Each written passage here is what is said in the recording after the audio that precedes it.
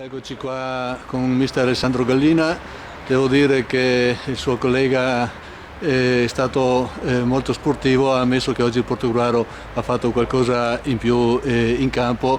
Mister Favaro ha detto che tutto sommato, anzi il risultato è giusto, anche forse qualche gol mancato da parte nostra, un 2-0 che dà non solo morale ma anche un qualcosa più come convinzione di forza di gioco. Sì. Abbiamo un po' questo difetto, ecco, che non dobbiamo chiudere prima la partita se ne abbiamo le qualità e le attitudini, ecco. Però insomma, che dire, abbiamo visto un buon Portogruaro che ha dato l'anima, ecco, perché sapevamo che questi 3 punti per noi erano di massima importanza, ecco. Anche se di fronte avevamo una buona squadra, che ha fatto un buonissimo campionato, ecco, per cui era una squadra da tenere in forte considerazione. Però insomma, abbiamo lavorato bene in settimana e penso che oggi si sia visto il risultato. Sì, noi siamo passati in vantaggio con Marc, è stato il suo esordio oggi. Io pensavo, avevo capito che come ruolo fosse un difensore, lei l'ha posizionato in avanti. È quello lì il suo ruolo? Ma Marc è un ragazzo che deve consolidare ancora, è un giovane, un 95, quello che è il proprio ruolo, però insomma anche noi allenatori ci prendiamo qualche merito, nel senso che sappiamo che è arrivato come difensore, ma avendolo allenato, ecco, questo periodo qua avevo visto delle caratteristiche importanti anche dalla metà in su, ecco.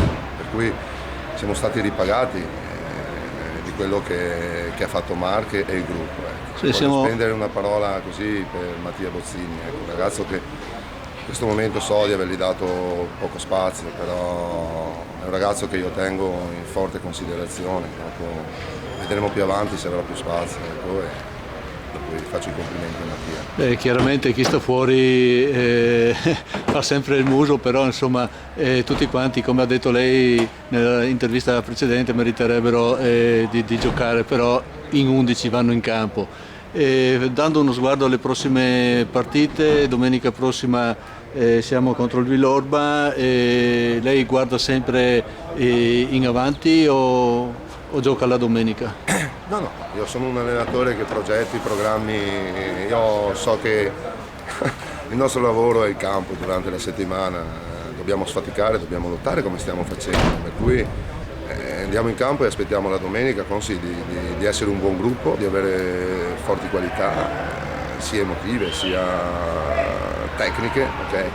Per cui valuteremo strada facendo, non pongo nessun problema a questi ragazzi qua, hanno già dato tanto per uscire da una situazione difficile. Allora, faccio una domanda un po' inusuale, non la faccio spesso. L'arma vincente oggi cos'è che ha funzionato e che ha fatto la differenza rispetto ad altre partite un po' più grigie nel Portogruaro? No, noi non abbiamo disputato partite grigie, voglio ancora ribadire che non è semplice per un gruppo, ecco, arrivare alla domenica sapendo che sbagliando possiamo ritrovarci ancora un po' nella bagarre di questi playoff, per cui posso essere solo positivo su quello che ha fatto il gruppo e devono esserlo tutti, insomma, perché molto probabilmente a volte ci dimentichiamo subito frettolosamente di come eravamo messi. Non è semplice per nessuno, insomma. Questo gruppo ha dimostrato un grande valore sia di cuore, di voglia, per cui un plauso a loro e aspettiamo la prossima partita con le nostre forze. Bene, grazie mister.